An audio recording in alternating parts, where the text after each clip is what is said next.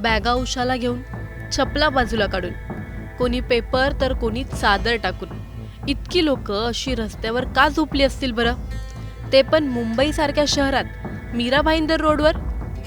ही मीरा भाईंदर रोडवर झोपलेली मुलं दुसरी तिसरी कोणी नसून आपल्या कायद्याचं आणि आपलं रक्षण करणारं भावी पोलीस आहेत.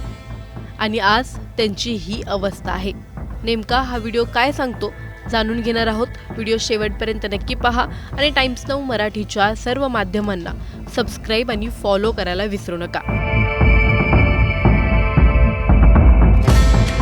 मीरा भाईंदर वसई विरार पोलीस भरती प्रक्रियेसाठी राज्यभरातून आलेल्या हजारो उमेदवारांची अक्षरशः दुर्दशा झाली आहे. नेताजी सुभाषचंद्र बोस मैदान परिसरात या तरुणांना रस्त्यावर, फुटपाथवर किंवा उघड्या परिसरातच रात्रीचा निवारा करावा लागत आहे. कोणतीही अधिकृत निवास व्यवस्था नसल्याने अनेकांनी जमिनीवरच चादर टाकून झोप काढली, तर काही तरंगत्या मच्छरांच्या त्रासांपासून वाचण्यासाठी अगरबत्ती लावून संपूर्ण रात्र जागवत काढत आहेत. आश्चर्य म्हणजे तब्बल 921 पदांसाठी 57,990 अर्ज आले.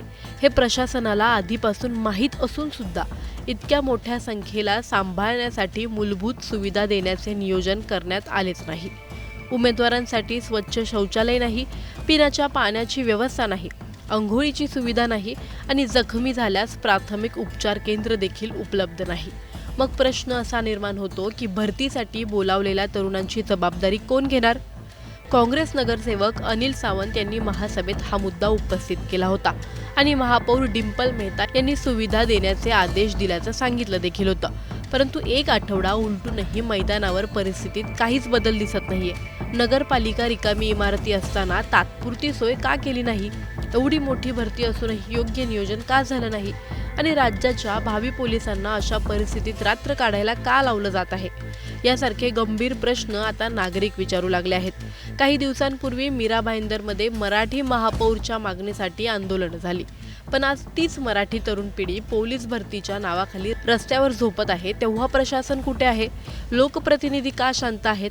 आणि या तरुणांचा अपमान नेमका कोण करत आहे?